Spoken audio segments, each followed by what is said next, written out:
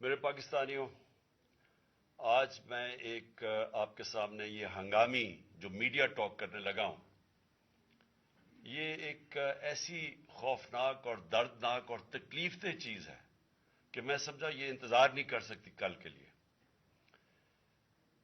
میرے ساتھ جاوید علی بیٹھے ہوئے ہیں، ایک طرف عثمان ڈار جو ہمارے سیال کوٹ کے پریزیڈنٹ ہیں۔ میں ذرا اب آپ کو صرف بتانا چاہتا ہوں کہ یہاں ہو کیا رہا ہے اس ملک میں۔ میں اپنی قوم کو آگاہ کرنا چاہتا ہوں کہ پاکستان کو کس طرح ایک بنانا ریپبلک بنا دیا گیا ہے۔ نہ یہاں کوئی قانون کی فکر ہے طاقتور کو، نہ ان کو فکر ہے اپنے آئین کی۔ ہمارا جو آئین ہے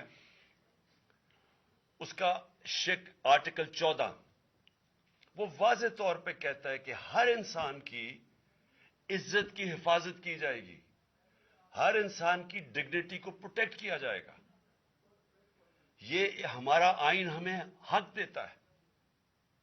لیکن جو یہ جاوید علی سے ہوا، یہ میں اس کے منہ سے آپ کو سننا چاہیے کہ اس انسان سے ہوا کیا، اور میں اس کے بعد آپ کو بتاؤں گا یہ جب ختم کر دیں گے کہ یہ جاوید علی تو ایک آدمی ہے جو سامنے آ گیا ہے۔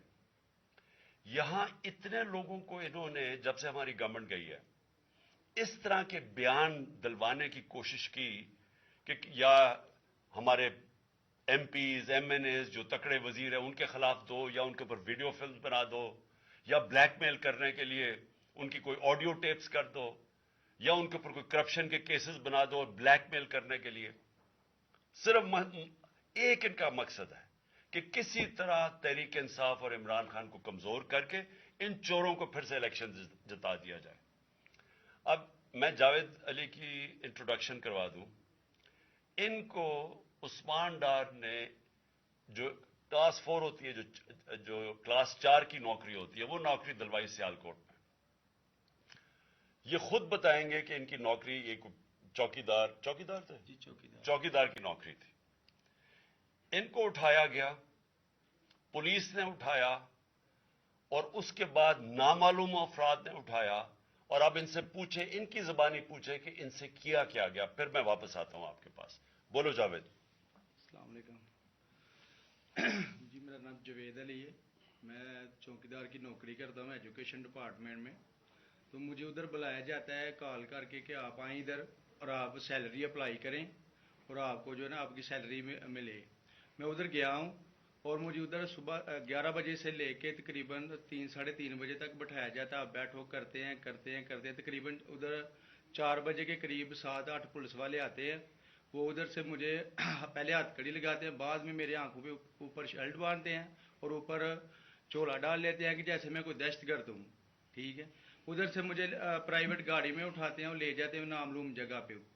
ادھر جا کے میرے اوپر مارک چڑھا ہوتا ہے، آنکھیں باندھی ہوتی ہیں، تقریباً 7-8 بندے ہوتے ہیں وہ جو مجھے جاتے فرش پہ لٹا دیتے ہیں اور مارنا شروع کر دیتے ہیں کہ تم نے عثمان ڈار نے تم سے کتنے پیسے لیے نوکری دلوانے کے لیے۔ میں کہتا نہیں دیے، پھر بھی مجھے دوسری دفعہ کبھی الٹا لٹکا دیتے ہیں کہ مانو تم نے عثمان ڈار کو پیسے دیے ہیں، کانٹریکٹر سے لے کے پیسے دیے ہیں۔ جب نہیں مانتا تب بھی مجھے کبھی سیدھا لٹکا دیتے ہیں، کبھی الٹا لٹکا دیتے ہیں۔ اور بعد میں جب میرے مثلاً کہ کبھی اینٹ ادھر سے اینٹ اٹھاتے ہیں، اسے دھاگے سے میرے نازک حصوں میں باندھ دیتے ہیں کہ مانو تم کانٹریکٹر سے پیسے لے کے عثمان ڈار کو دیتے ہو۔ کپڑے اتارتے ہیں، بتاؤ۔ بعد میں مجھے ننگا کرتے ہیں، کپڑے اتارتے ہیں، کپڑے اتار کے ادھر فرش پہ بٹھا دیتے ہیں کہ مانو تم نے عثمان ڈار کو پیسے دیے ہیں۔ جب نہیں مانتا تو پھر ادھر سے کہتے ہیں کہ ایک ڈالا بھیجو، اس کی بیوی کو اٹھاؤ، اس کے بچے کو اٹھاؤ اور ادھر اس کو لا کر اس کو برہنہ کرو، اس کی ویڈیو بناؤ، فیس بک پہ ڈالو اور بلیک میل کرو۔ تب ادھر سے جا کے جب میری فیملی آئی تب میں ادھر سے ٹوٹا، ان کے آگے رویا کہ اب آپ بتائیں کہ میں نے کیا کرنا ہے۔ اس نے کہا کہ آپ 134 کے بیان دیں اور یہ کمنٹ میرے کہہ رہے ہیں کہ آپ نے یہ پیسے ٹھیکیداروں سے لے کے عثمان ڈار کو دی۔ یہ بتائیں آپ کہ کوئی یہ سب چپ ہو جاتے تھے جب کوئی آتا تھا ایک ادھر آدمی؟ جب میری تو آنکھیں باندھی ہوتی تھی، ٹھیک، اس وقت جب کوئی آتا تھا ادھر، کوئی افسر آتا تھا، یہ کہتے تھے کہ بڑے صاحب آ گئے ہیں، بڑے صاحب آ گئے ہیں، اور سب سائلنٹ ہو جاتے تھے۔ جب وہ آتا تھا سب سائلنٹ تھا، اب ٹھیک ہے لگے رہو، کرتے جاؤ، لگے رہو، یہ بات. میں اب آپ کے سامنے یہ جو جاوید علی نے بات رکھی، یہ ہر طرح ہم کنفرم کر سکتے ہیں. قرآن کے اوپر ہاتھ رکھنے کے لیے میرے سامنے تیار تھے. یہ عثمان ڈار کو پھنسانے کے لیے، اس کو کرپشن کیسز میں لانے کے لیے، یہ ساری چیز، یہ جو اس سے 164 کا بیان دلوایا گیا، اور پھر بیوی بچوں کو ساتھ والے کمرے میں لا کے ان کو کہا کہ اس کو ننگا کریں گے. یہ سیدھی بات بتائے، بیوی کو کہا کہ اس کو ننگا کر کے اس کی تصویریں بنائیں گے اور پھر فیس بک پہ چلائیں گے. میں آج اپنی بڑے رسپیکٹ سے، میں اپنی عدلیہ سے، میں اپنی چیف جسٹس صاحب سے کہنا چاہتا ہوں کہ دیکھیں، میں اب سے نہیں، جب سے ہماری حکومت گئی ہے، میں تب سے کہتا رہا ہوں کہ ہمارے بنیادی حقوق کی حفاظت کون کرے گا. شہباز گل کو اٹھایا، اس کو ٹارچر کیا گیا، اس کو ننگا کیا گیا، اس کو لٹکایا گیا اوپر، اس کو مارا گیا. اس سے بیان دلوا رہے تھے کہ عمران خان کے خلاف سٹیٹمنٹ دو، جو اس کو کہہ رہے تھے عثمان ڈار کے خلاف سٹیٹمنٹ دو. اس کو میں تب بھی، میں نے صرف ایک میرے منہ سے نکل گئی اور غصے میں نکل گئی کہ ہم جس جج نے ان کو ریمانڈ دلوایا تھا واپس، شہباز گل کو واپس جیل میں، جب وہ ٹارچر ہوا تھا، تو میں نے کہا قانونی کارروائی کریں گے. میرے اوپر کنٹیمپٹ نوٹس کیا گیا، لیکن کوئی کسی نے ایک کسٹوڈیل ٹارچر ساری دنیا کے اندر منع ہے، کسٹوڈیل ٹارچر کے اوپر کچھ نہیں ہوا. پھر اعظم سواتی کو اٹھایا گیا اور ساری قوم کے سامنے جو اعظم سواتی نے اپنے زبان سے بتایا کہ اسے کیا گیا، ایک ٹویٹ کے اوپر، اس کا صرف ایک ٹویٹ کر دی تھی اس نے کہ NRO2 باجوہ نے دیا، جو سب قوم جانتی ہے. اس کے اوپر جو اس سے کیا گیا، پھر ویڈیو بھیجی گئی اس کی بیوی اور اس کی بیٹی کو. ایسی چیزیں اس ملک کی تاریخ میں کبھی نہیں ہوئی، یا میں تو نہیں کبھی سنی تھی ایسی چیزیں. شاید دہشت گردوں سے ہوتی ہوں، شاید کوئی باہر کے جاسوسوں سے ہوتی ہو، غداروں سے، لیکن اپنے شہریوں کو اس طرح کرنا اس ملک کی تاریخ میں کبھی نہیں ہوا. میں نے، جب مجھے گولیاں لگی، میں نے تب چیف جسٹس صاحب کو پہلے مخاطب ہوا. میں نے کہا دیکھیں، جنہوں نے مجھے یہ قتل کرنے کی کوشش کیا وہ سارے اقتدار میں بیٹھے ہوئے ہیں. اس میں یہ جو ایک آدمی ڈرٹی ہیری، جب سے جنرل باجوہ لے کے آیا یہاں، تب سے یہ تشدد شروع ہوا ہے. شہباز گل کا، اعظم سواتی کا، مجھے گولیاں لگی.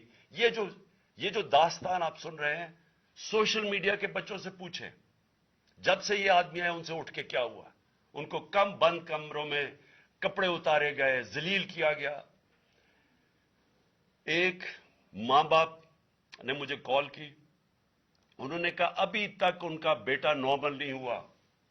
اس سے اوپر اتنا تشدد کیا کہ وہ ابھی تک نارمل نہیں ہوا. اور میں ان کو کہا، جس طرح اس کو جاوید کو کہا میں نے سامنے آؤ، سب ڈرتے ہیں، نامعلوم افراد سے سب ڈرتے ہیں، اور کوئی کسی قسم کی پروٹیکشن کسی کو نہیں ہے، کیونکہ یہ قانون کے اوپر ہے، یہ جو مرضی کر لے، کوئی ان کو بچانے والا نہیں ہے.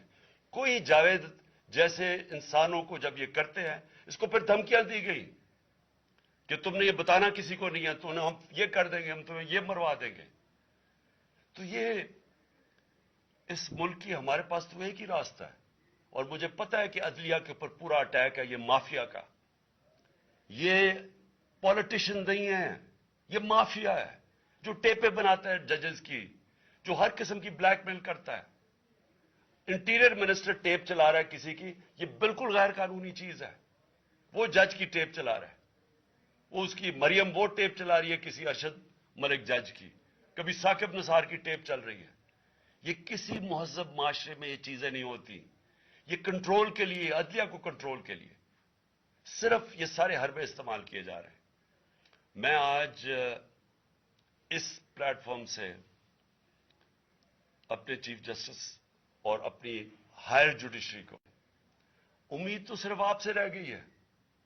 اس وقت جو جس طرح کا ظلم کیا جا رہا ہے، یہ نامعلوم افراد جو کر رہے ہیں اس ملک کے ساتھ، اور خاص طور پہ جو ڈرٹی ہیری ہے، میری ساری انہوں نے یہ کیسے ہو سکتا ہے کہ میری جو ساری جے آئی ٹی کی رپورٹ تھی جو انہوں نے فورینسک ایویڈنس جمع کی ہوئی تھی وہ ساری ختم کر دی ہے.